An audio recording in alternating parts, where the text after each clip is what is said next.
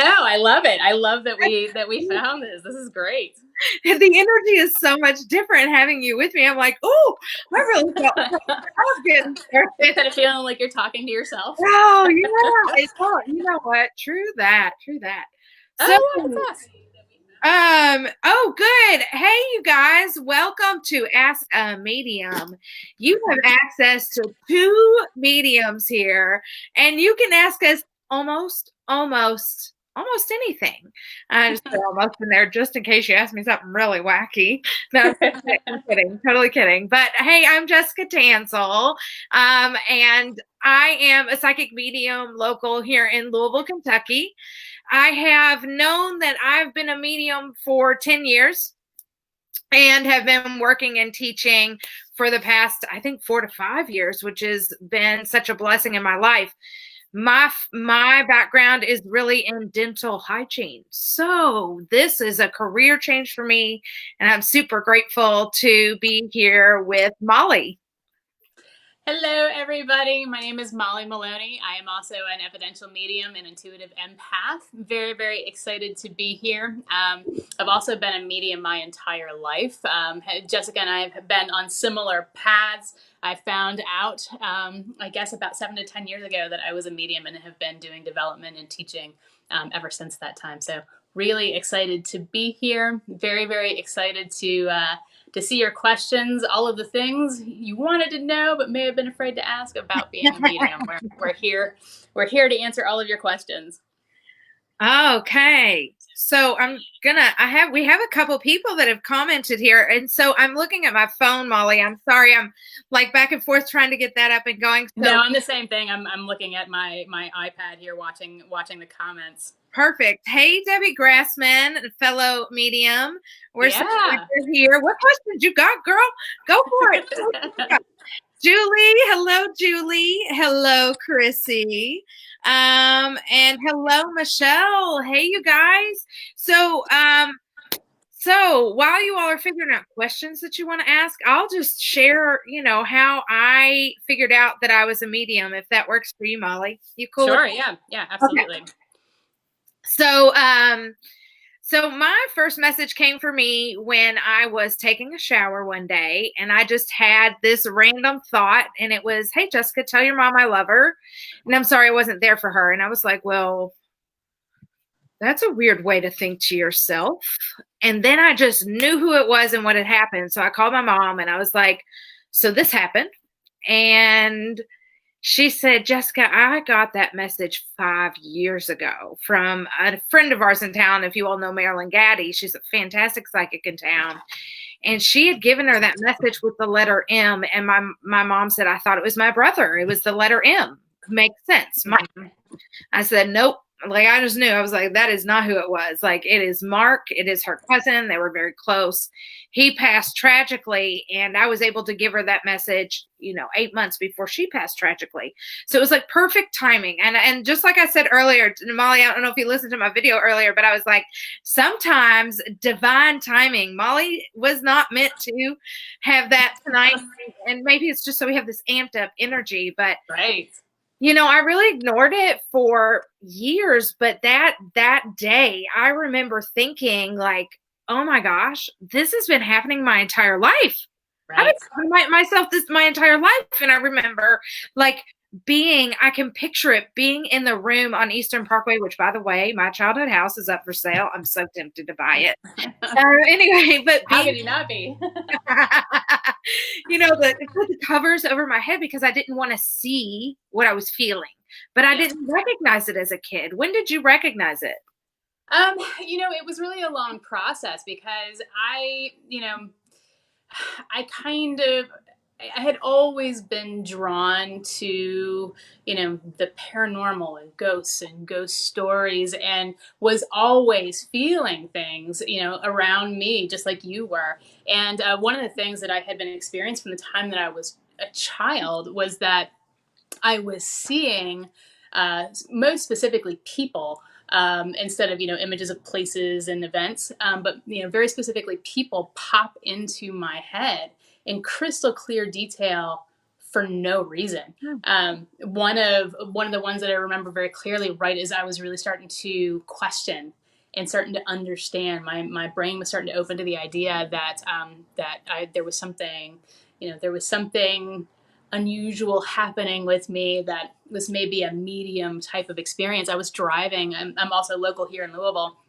And I was driving down 71 coming into town, and I passed under the Gene Snyder. And as soon as I passed under that highway, just this image slammed into my head of this. It was a professional studio portrait, black and white, probably late 40s, early 50s, of this beautiful woman. I can even still see the cherries on her lapel, just so clearly. And again, I'm driving to work and I'm listening to the radio. My mind wasn't, thinking about anything, but it just popped into my head so clearly. And I was talking to my mother one day, and I thought, that this is just how people's brains work. It's just random things that people's minds did. I was talking with my mother one weekend, and she's like, I don't know. I had this baby pop into my head out of nowhere. I don't know whose baby that was, but it certainly was weird. And started to talk to her and realizing that isn't something that happens to people usually. So that was kind of my experience where the light finally came on. Yeah, that's incredible. Thanks for sharing that. So I'm going to say hi to a few more people here. Absolutely. All right. Hello, Kim. Hello, Treva. Hello, Cindy. Hello, Shara. And hello, Karen and Haley. So we have a question from Christy. Christy said, I heard my father years after he passed ask me a direct question. Then a few times after, I would be woken up from a deep sleep by a man's voice calling my name, not my father. I can share an experience for me that I've had that, and usually those twilight times, like right before, like right as you're going into or coming out of a sleep, I feel like that clairaudient is sometimes right outside rather than that inner hearing. And I've heard my voice, my father's voice in my left ear and my mom's in my right, like right outside. And I just said, okay, listen, can we not do that in the dark? Right. Yeah, absolutely. Absolutely. But it was interesting. It took me a minute to realize that I was like, I recognize this voice, and then it like I know this voice, and then it connected. But this is interesting with it not being your father. I wonder if it's another loved one or a guide. Absolutely, yeah, and I agree. Those kind of half asleep, those twilight spaces are really, really potent for spirit communication. I don't hear as much. I will hear occasionally, but there's times that I'll be laying in bed and I'll have my eyes closed and it's literally like flipping through a photo album. I'll just see, picture of just all of these random people I've never seen before. So yeah, it's a very potent time for communication for sure, because you're settling down and your mind is quiet. You're in a space where you are open and able to receive. It's like being in a waiting room waiting, you're just kind of prepared and available. Yeah. And it's hard to get into that space sometimes too. Like, I was listening to I was in a virtual summit today listening to someone about the masculine and the feminine energy, and also listening to someone talk about how important it is to slow down, because right before bed and right when we wake up are when we're most connected to the divine. Yeah. Like spiritually connected. So, and we're constantly, and me, I'm not judging anybody, but I'm like, I'm gonna need my phone until I fall asleep, and it's like falling on me. Yeah. Or I'm like, let me see what's going on my phone. And I really want to make a practice to help myself, like not be so attached to that, but because that is a spiritual time. And then Christy replied back, she said, I agree. It didn't scare me. I just didn't know what the voice wanted. So I took it as a cue to get up and pray for whomever needed it. Oh, that's beautiful. Yeah, that really is. I tend to ask and be curious too. Like if something happens, or I'm in a reading, or I'm getting messages on myself, or feeling, even down to my anxiety that I feel sometimes, I'll acknowledge what I'm feeling or hearing, and then I'll be like, but why? or, Right. asking. So the prayer is fantastic. And I will get more curious and be like, okay, who is this? What do I need to know? What message do you have for me? And you can get that clairaudiently or clairvoyantly, but you could also get up an automatic right to get that information out too. Yeah, absolutely. Okay. Cindy says, I get lots of pictures when I'm laying down relaxing, but they go so fast that I can't really tell what they are or mean. What do you think about that, Molly?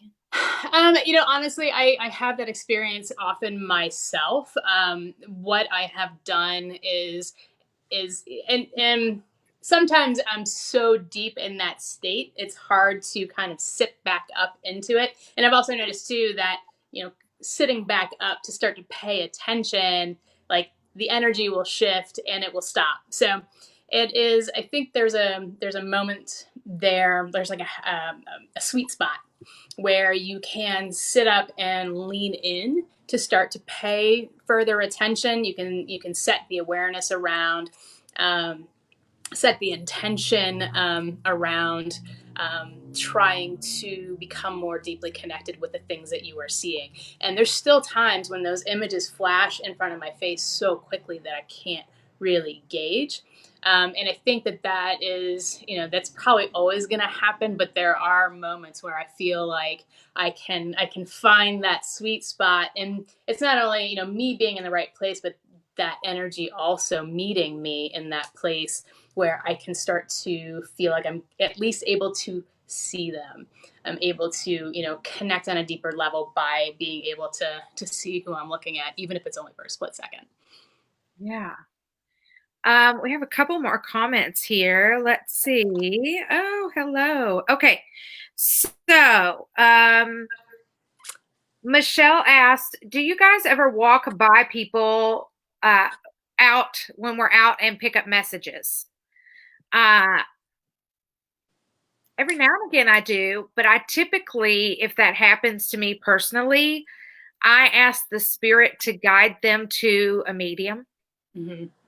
And it's not often that I do because I feel like I can turn it off and on and become aware or not aware because my mind is going a million miles a minute. I mean, to be honest.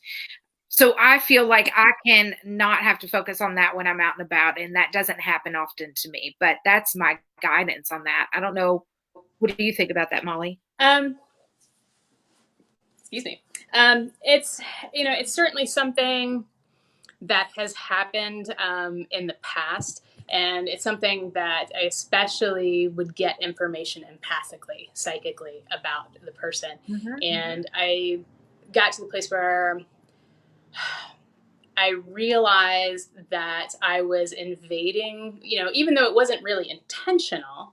I didn't go out in public with the intention of dipping into everybody's energy, but I was still doing it, and that it was kind of an invasion. So, in order to, I believe very firmly in not reading without permission. And so I started to set up not, not concrete walls, because I still like to, I like to feel energy around me, but, I don't want to be completely closed up. I'm not even sure I'd know how to function if I completely tried to close myself off. But, setting it again, the attention, the intention around, not getting into personal space where I haven't been given specific permission. That's something I talk about often. Like, it is an ethical boundary. Mm-hmm. It just is. Like, even if with Molly and I, when we get together, I'm not going to tap into her and figure out what's going on. I'm going to ask her because she didn't give me permission to read her and get real in depth. But when people set an appointment with me, I have that permission to read them, but I still wait until their session, so it is important. So if you are doing that, like finding your boundaries, I feel like is really important. And you want that anyway, because going around and feeling everybody's feelings is a lot. It's exhausting. It really, really is. So it's about protecting your own energy as well as it is about protecting everybody else's. And there was a thing that I wanted to say. It just dropped in my head about about that. We'll see if it comes back. Okay. It just evaporated. Jen Coyle, we love you. I'm so glad you're here. And then let me remind myself who this comment is from here. Okay. Hi, I have an odd experience sometimes. If I'm more relaxed, and especially if I've meditated before bed, as I get nearer to sleep, it's like I'm picking up conversations, like voices talking to each other, but I can't understand or don't remember what I'm hearing. Sometimes it's like I'm hearing voices, then it switches to other voices or conversations, like I'm skipping around. Is that something like you were talking about? Yes. And I actually, two of my family members who also have gifts hear it. It's like a television. Like I hear like so many voices. So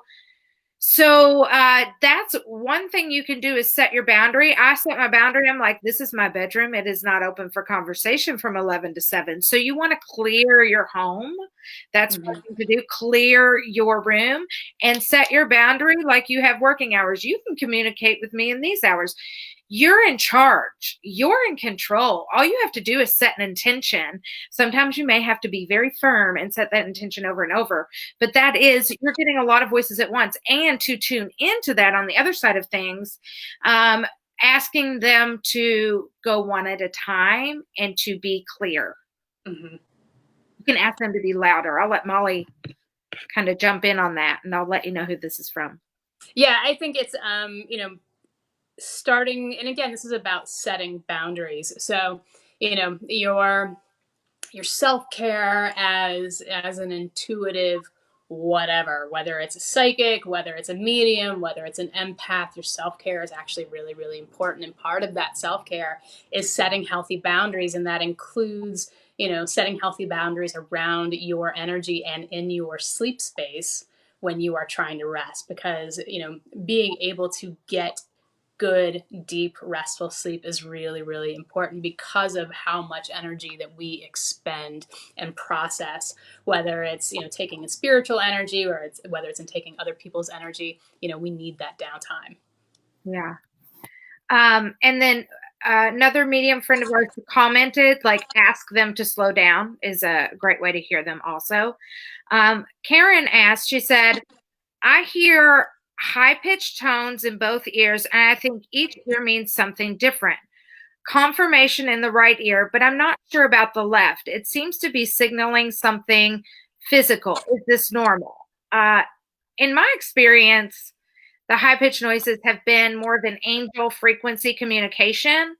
But on the other side of things, like confirmation on right or left, like in my right ear, I hear, like, usually that's mother's side for me, and left side is father's side for me. So it may be different for you. And that's something that that's your confirmation, on your right. And we just need to kind of tap in and tune into what your left means. And kind of maybe keep a journal on what's happening so you can look back at that pattern. Yeah. You agree? Yeah, absolutely. I think it's, I also know that pressure and high pitched sense in the ear. We as intuitives, again, doesn't matter what brand of intuitive we are, our instruments, which is our entire being, basically our physical body, our emotional body, our mental, and our energetic, that is going to work similarly from intuitive person to intuitive person. But at the end of the day, ultimately you are going to have things that are specific to just you. Your instrument is ultimately, like your energetic signature is ultimately unique. Your instrument is ultimately going to be unique as well. So, as far as gaining understanding, that's where you need to employ your discernment to try and help you figure out, what that actually means. And I do agree that journaling is a great way to start, jotting down the things that you're noticing about this, placing your awareness out around that, asking your spirit team to help give you information and help you to decipher and understand that, and then jotting those things that drop in, I think is really important. Symbols too, like jotting down the symbols, like you're saying, the things that drop in, but a lot of those are symbols too, Absolutely. What things mean to you. Travis said, have either of you had a dream of someone dying? If so, how do you handle it? it feels so real to me, but I don't have a close relationship with this person. Was it just a dream? What do you think? That's an interesting one. Dreams again are very, very personal. We develop our own symbolic dictionaries, each one of us as practitioners. So, you know, um, again, leaning into that, for yourself, I could have a dream about my loved one dying, and it could mean something entirely different than Jess or anybody else. So I think, I believe, and part of this is intuitive dropping in. You're getting indications as to what that is. It's really about trusting those. And I think that's really, for all of us as practitioners, building that trust muscle is really important as well. And it's a process. So, I, your intuition, I believe, is going to guide you really firmly on that one. Yeah, I'm feeling this very clearly, that this is something that, yeah, you're on a deeper level somewhere. And she is intuitive. I know that about her. I know that Mm-hmm. she tunes into that, but I can say on some level, and all I have are my examples to Mm-hmm. kind of share the way it works for me, which is why Molly and I like doing this stuff together, because it just shows you how different it can be for each person. But Absolutely. I've had a dream of someone dying, yes, and Mm-hmm. they did not, thank God. It was tragic. It was tragic, and I woke up feeling like I was waiting for his parents to call. And it wasn't that he was dying, it was that there was something else very serious happening. Mm-hmm. So this could be symbolic. I mean, dying could be so many things. What if they're the death of the old ways, or the death of an illness? I mean, it could be so many things. So really tap into that a little bit before you know, deliver the message would be my suggestion. Loss of a job that they identify with. There's so many things that could mean at a symbolic level. And Barbara, on a similar note, Barbara asked, do you receive messages in dreams? Yes. I, I'm nodding affirmatively because that's a dream space is a big space to get messages. My greatest time for getting messages is in that twilight space. Yeah. I don't I don't have dreams very often where I remember the details. I wake up with the dream aftertaste, and occasionally that's different. But it's most of my messages are going to come in that in between space. But again, that's just how I'm wired. Yeah. There are several people that connect with loved ones that have passed away in their dreams, and I feel like that's that the best way sometimes that they know how to get through to those of you maybe not connecting on a daily basis, like Molly and I might do for work. So I guide some people to, if they're wanting that, to ask their loved ones to come in their dreams. So I feel like you absolutely can, but I agree, mine's more in the twilight too. Molly, Christy asked a great question that I know you do a lot with boundaries energetically. And she said, what are your methods for creating energy boundaries in public? Intention? Um, it's funny. I'll blame Molly Junker for this. I am Molly Junker is another practitioner that's done some content for Soulfire, some fabulous Sunday morning retreats, and she was talking a couple weeks ago. Actually, it may have been this last Sunday. I think the days are starting to bleed together for everybody. But she was talking about the limitations of intention.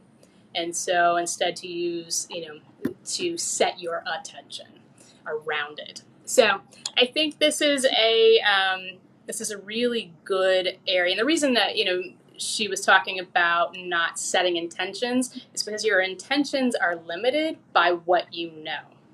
So you create this little box, But, in creating that little box, are you blocking things that you may want access to? So setting your awareness around it, asking your spirit team to work with you, and helping you to, filter out and set appropriate, healthy boundaries that are going to just calm down the sizzle. I mean, I don't know how many times at the end of the day I come in, and I work in IT and I'm around computers a lot. And so I come in and just feel this sizzle all around me from all of the energy that I've picked up. So, it's really just about, engaging with the spirit team and working with them to create tools. So one of the things that I've worked with with my spirit team on is just surrounding myself in pink light, that, it still allows me to be able to do the work that I need to do, but this tool for me personally still allows, it allows the energy that I need to come in and that flow to happen while calming down the sizzle in my nerves. So I would recommend definitely working with your spirit team to try and come up with a tool that's going to work for you, that's not going to limit you, if that makes sense. I actually love that. And I think visualizations work really well for me too with my intention/attention. And Catherine, thank you for asking another question. Catherine asked us a question earlier that you answered, and she said, "Thank you. I'm an empath, and setting strong boundaries has always been a struggle. I'll keep working on that." And then Karen, you're welcome, and Jill, hello, and so those are so far the questions we have. If you all have more questions, please ask below. We've got some time left, but we'll just see the questions that come through. But you all are asking great questions. It's very interesting how similar they are, that you all have similar questions. So that just goes to show you that as different as Molly and I may work, and I know we work very similarly, to be honest, but our intuitions are different, and you all are finding the same things, but similar questions. So it's absolutely. I think everybody wound up in the same group for a reason. Yes.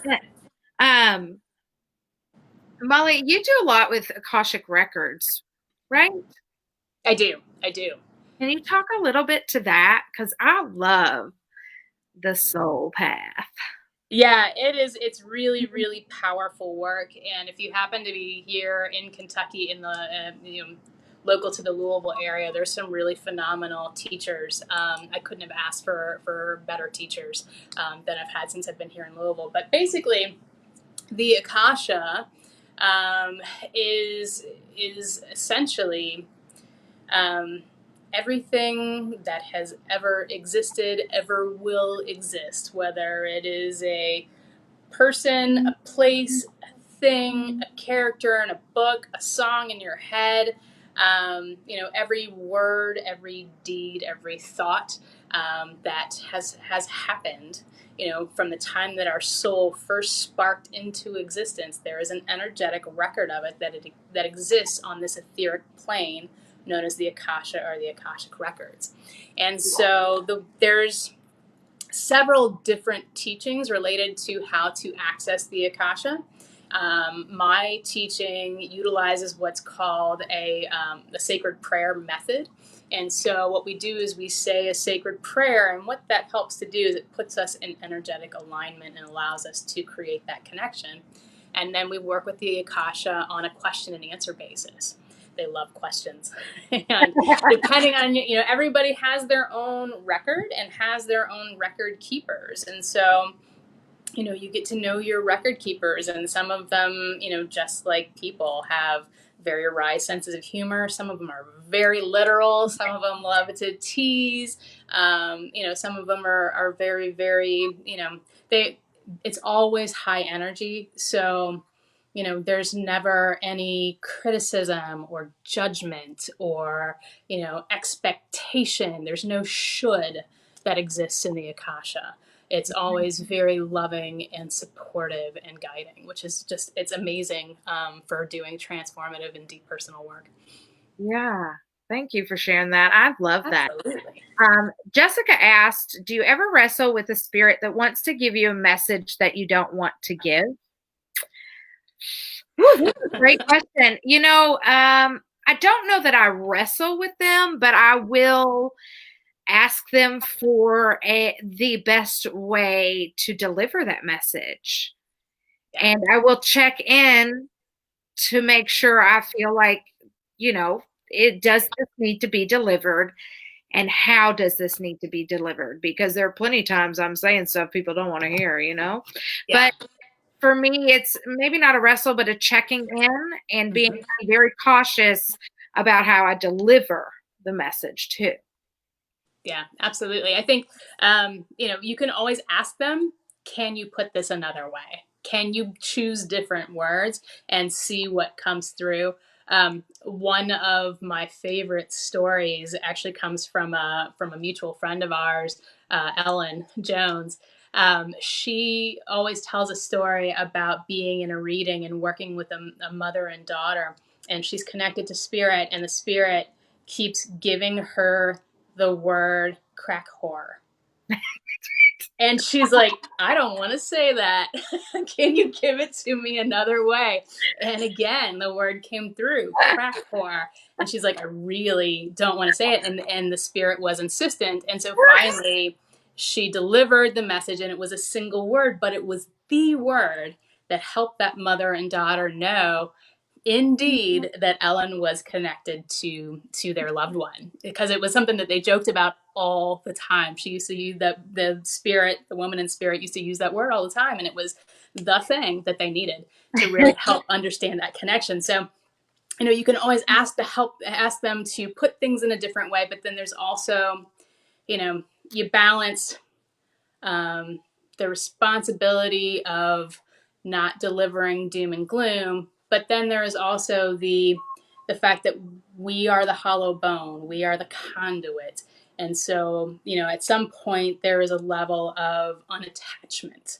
We deliver the message and allow them to work with it, and as you can see, sometimes it works out beautifully.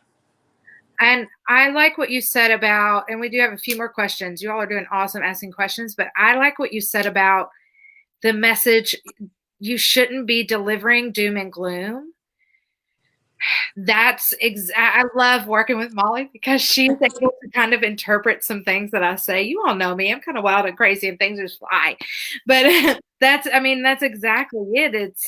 It should be an uplifting message when people come to see me as a psychic or a medium or a healer or a coach. Like, you can expect to walk out uplifted. If you're not walking out uplifted, I'm concerned and feel responsibility, but also it's got to be the truth, and I will give you the truth, and it's not always what you want to hear. So Mhm. Chrissy says, I do notice when I sage more, the more things come to me.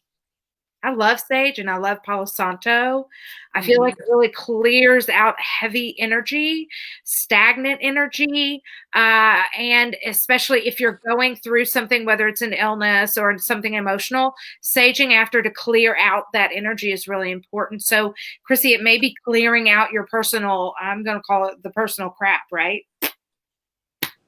Yeah, absolutely. And I think too, it's Palo Santo and sage work to help us raise vibration, and that's kind of what's happening when we are connecting to spirit. Spirit and we are meeting in the middle. We are mediums. We are meeting in the middle, but it does require us to raise that vibration in order to make that connection. And so when you're utilizing those two things, the Palo Santo and the sage, it also helps raise the vibration in your space. Treva says, does your body tingle or your heart race when you connect with another medium, psychic, empath, etc.? My heart races for me when I feel spirit around. I become aware because my heart's racing sometimes. Not that I can't feel them, but if my mind's going a million miles a minute, they're like, oh, let me give it to you right here, baby. Right here. And for me, I get body tingles as a confirmation, but that, again, Trevor, that could be different for you. Molly, do you experience those? I do. I totally do. And it's different for me. The heart racing and the body tingles are more of a confirmation. That's how I know I'm in alignment with what is true in that scenario. It helps me I feel clicked in, and it's like, the vibration rises, and that's when I feel that heart race, and I feel the body tingles. But I do know other people as well that get those symptoms just, in the presence of spirits. And, again, we all have similar instruments, but they're ultimately going to work a little bit differently. So, I mean, there's a variety of things that those can mean, but yeah, that sounds perfectly normal. Yeah. I hate using that word, but you know what I mean. And it can absolutely be spirit being there, but yeah, connect with that for sure. Yep. So Jen Coyle says Rachel's watching, and hey, Rachel. Hi, Rachel. She wants to know how to reconnect with her intuition and clear blocks so she feels clearer. Do you find a daily meditation ritual would help? Yes, and come to my Monday night intuition class, 7:45, $10. Join me. Absolutely. She's an amazing teacher. Absolutely. That's a great way. I will say too, I've been through periods, I went through a period where, when I first started development work, I was very much predominantly clairvoyant, and my ability started to shift. And when my ability started to shift, as they strengthened, and as I began to understand how I worked with spirit on a much more intimate level, I was seeing less, but I was feeling more. But in my realm of awareness, it felt like I was losing my abilities. So I think there's a place there too. And meditation is a great way to do this, but again, be open, set your attention around, is it that they are blocked, or have they shifted? Mm-hmm. And also think about things like stress, and the things that we need for self-care, is lack of sleep, lack of hydration, those kinds of things, are those things that need attention as well. Sorry, I was looking down at the comments. I thought that was a perfect answer. This question is for you, actually. It says, this is from Jill. Hey, Jill. She said, so the spirit path, question mark. Is this similar to finding, whoops, it went up. Hold up. Is this similar to finding out more about past lives? Have you ever known someone who doesn't have a lot of records? I've never run into somebody that felt like they didn't have a lot of records. Because you think about, when we're down to, the thought level, there's a lot of information there, even from a single lifetime, that you can delve into. I have found that the record keepers, somebody will ask me a question about past lives, and when I lean in, instead of showing me all of the past lives, they'll be able to hone in on what is most pertinent based on where the person is in their life and how they're currently walking, and they'll show me one particular life as opposed to several. So I've run into that, but I've never had the experience where, it felt like I was pulling a skinny book off the shelf versus this massive, tome. Because it's all equally valuable. And I think, whether they are a new soul, there's still a lot of richness in that, if that makes sense. Are there courses? Hey, Jessica, are there courses on how to interpret dreams? I bet that there are. And I was just thinking that I've listened to a podcast. If you'll text me, I will look up who this dream interpreter was. She's across the pond. But I will look up that information for you. But I don't. I think one person locally that does dream interpretation. I'll have to get in contact with her also. But Molly, maybe you have some feedback on that. I would be surprised to find out that there's not a class. I think YouTube is probably a great place to start. I know there's some incredible books on dream interpretation and dream dictionaries. So I think those are really, really useful. I will say this, though. When I listened to the podcast, it's been a little while, but what I found interesting about dream interpretation was the lady said typically it's related to the last few days before that dream. Like it's like a 3-day cycle, like to really pay attention to what's been going on. And when we talked about dreams earlier, we talked about where I had that dream where I saw somebody die, and it was within the few days of that happening. So so I feel like hopefully that's a clue for you, but yeah, we'll look into that for sure. Hello, Kim. Kim says, I get cold chills sometimes that are like I have stuck my finger in a socket. Very intense, head to toe. I have read that means spirit is close to you. Is that true? I think again, everybody's systems work a little bit differently. I've heard that being interpreted as actually spiritual energy moving through a person. I do know several people that have that experience when spirit is near. Again, I have, for me, when spirit is near, my neck clenches up. But I get the cold chills like we were talking about earlier. I get the chills and the heart race when I know I'm on the right path. So, our instruments may be wired a little bit differently, but yeah, that again, it sounds like that very could possibly be the deal. Yeah, absolutely. So Barbara asked, could it be possible that the anxiety I often feel is someone trying to communicate with me? I've always felt the presence of something near me, even as a child. I feel I have abilities I don't know how to use. I feel like absolutely. And I will say a lot of people are feeling a lot of anxiety right now because it's a universal anxiety. Like we tap in as a community. And just for an example, like things that have shifted in our universe politically and with this illness, like these big shifts, I felt like one day I was like, why am I so depressed? And I was like, oh, we just had a major shift in our political, blah, blah, blah. I won't go into that, but it was a major universal shift. So you're feeling it's not necessarily spirit. It could be somebody in your house. It could be spirit communicating with you. And it sounds like you do get that communication. That's something that, again, Molly and I both teach on intuition one-on-one. I teach a Monday night class, but those are things we love to work with people on. I really feel like teaching people about their intuition is teaching you how to be your own psychic, to be your own medium, to use these tools to make decisions in your life. It's not about being a medium like I am. It's about what's going to better you and lift you up spiritually and help you make decisions in life. So I think it's good that you're paying attention to that. Yeah.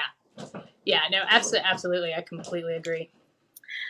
I love this next question. So I do a lot of past life regression, but Molly does a lot with the Akashic records. So, and I know that this question, because we've been talking about that, is about this, but do we experience our lives with the same people?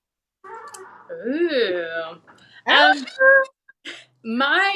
way that the records have shown me and the way that it is experienced is that there is kind of a soul family, a soul constellation that travels, through lifetimes together. They may not wind up in the physical in the same relationship structure, but they land in a structure that's going to help them best fulfill their spiritual contracts, their karmic contracts with one another.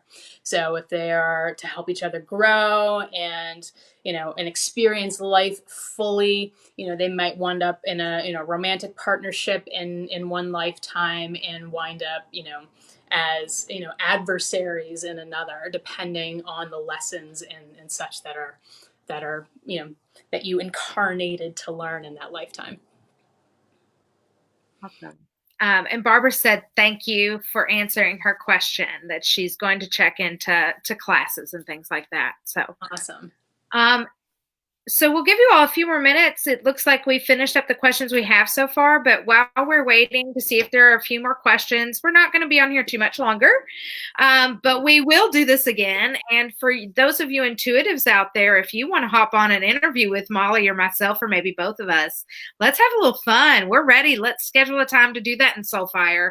Absolutely. This has been the most fun yet. This has been a lot of fun. Absolutely. We just found this new platform today. Yes, It's working like a charm. we have some things going on tomorrow night. I know that at 9:00, I'm going to be talking about intuitive eating. What else do we have tomorrow night? I am doing my rescheduled from Sunday, my talk about setting sacred space. So I'll be doing that at 8 tomorrow. I'm excited for that. And then Friday night, Dave Vickers will be live from England to do some medium and psychic readings, I believe. So that'll be amazing. I love working with Dave. Dave is hilarious. I love his humor. I love him and his wife. So please join in for that. Saturday night will be music with Kat Hill again. If you all haven't joined in for that, Kat is, her music is beautiful. She's live from Nashville. She writes her music, and she always plays Landslide for me, which connects me to my dad. So I'm always grateful for that. And then I'll do live readings Saturday night at 9. And then what else do we have anything else planned? Oh, I have new moon ceremony next week, but what else do you have? I was going to say, I think we've got, I had an hour scheduled earlier this evening. That was, clear communication. I had to think for a second. What's it called? It's clear communication, using your five psychic senses to deliver meaningful messages from spirit. So that was originally scheduled for tonight. I ran into some massive technical issues. So we are going to reschedule that for probably either Sunday or early next week. Cool. So Karen asked, how do I get more info about your class on Monday nights? Karen, you can message me here on Facebook. You can go to my website, jessicatanselle.com. But just so you all know, I do it every Monday. Right now, it's all virtual. It's at 7:45. It's $10, and I send you a link for the group. And then you can look on my website because I do that work one-on-one. Molly, what do you have anything you want to input about that or what you offer? I do offer one-on-one intuitive development and mediumship development. So you can always reach out to me. Probably the easiest thing to do would be to reach out to me through Facebook Messenger right now.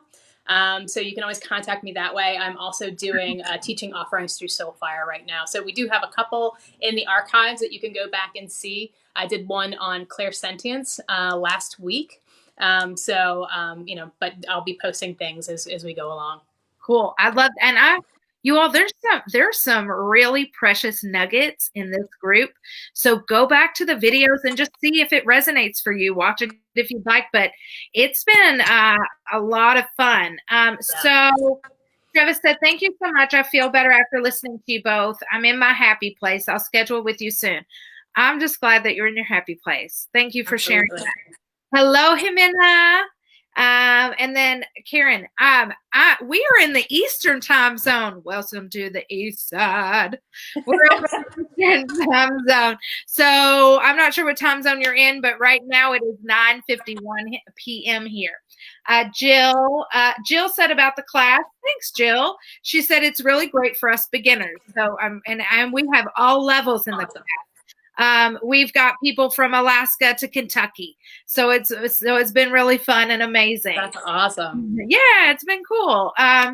Karen said, thank you. Jimena, thank you. Maddie Carlisle, I would love to know more. Okay, Maddie, tell me what you want to know. We've got a few more minutes here. So we're finishing up a little bit. We'll see if any other questions come through. But Molly, anything else you want to share? My poor brain is so fried.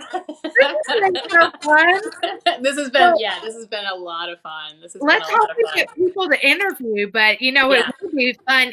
We should do this at least once a week. Let's do it. Yeah, I agree. Yeah, I think that'd be awesome. Yeah. Awesome. Okay, great. I think that that's everything for now, looking at the live feed. So, You know what? I will. Oh goodness, it popped right in my head again. That piece earlier. Oh, we were talking about permission earlier and permission regarding reading.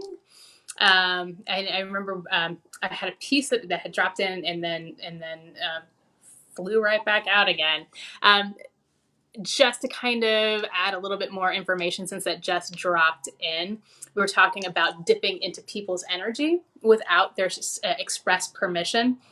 One of the things that I wanted to tack on to that message was also getting permission before delivering messages, making sure that the person in front of you, unless they've scheduled a reading with you and are sitting in front of you for that express purpose, again, even with our best filters up and our best intentions, stuff's still going to drop in. We're still going to get information, whether it's empathically, whether it's, via spirit, it's still going to drop in. And so even if it is the most amazing nugget of wisdom you've ever heard in your life, it's still important to approach that person and ask for their permission, because ultimately they may not be in a place where they can receive it. And I think it's up to us to, as healing practitioners, energetic practitioners, to respect that. So that was the other thing I wanted to add. that comes in very handy because we both read for large groups of people. And that's, I'm going to be out west reading for large groups of people who are coming to see me. Some may come more for entertainment and not want a message. So I think that's a really important message. And I think let's finish up on this question.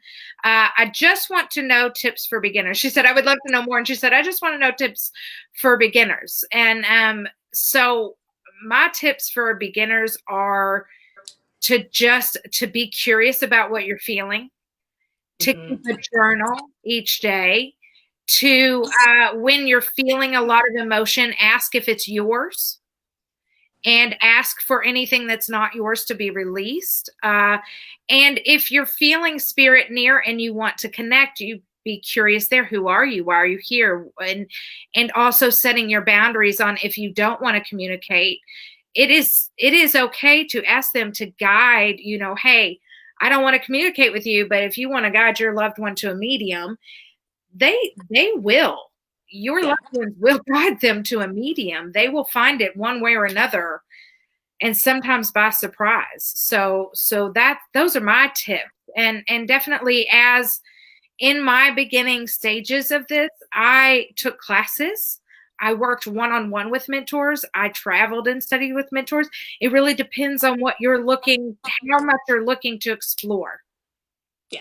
No, I think those are perfect. The only thing that I would add is, as you are exploring, curiosity, like Jessica said, is key. I think, this is something that can be really fun and unfold into a really beautiful experience.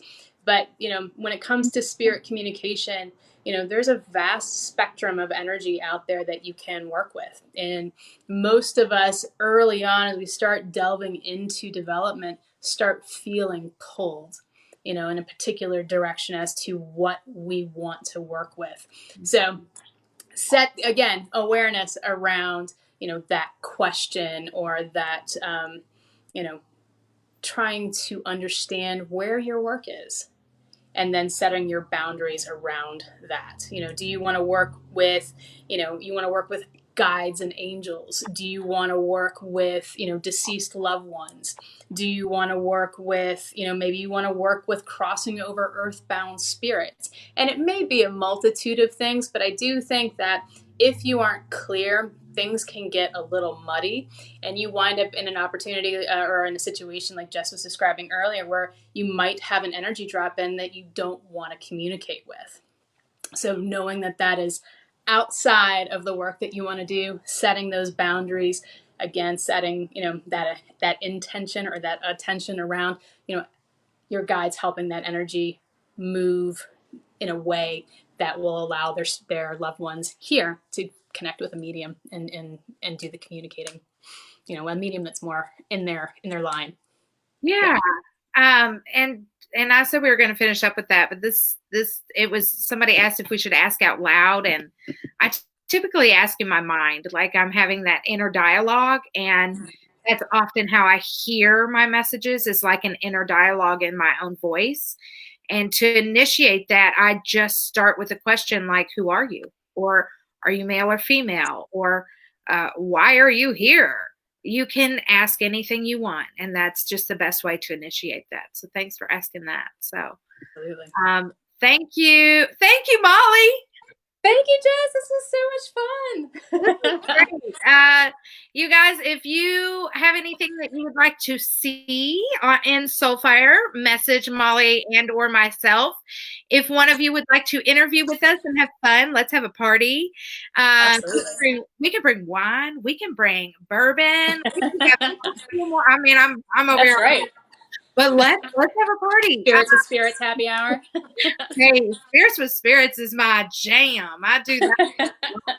I do have that party. I had that at Chateau Bourbon with Missy Hillock. It was fantastic. I love it. That's awesome. So, but yes, let us know, and we'll see when we do this next. But I think next week I would love to do this again. Yeah. So yeah, absolutely. I'm in. All right. Thank you guys so much. Have a great night. Thanks, Jess.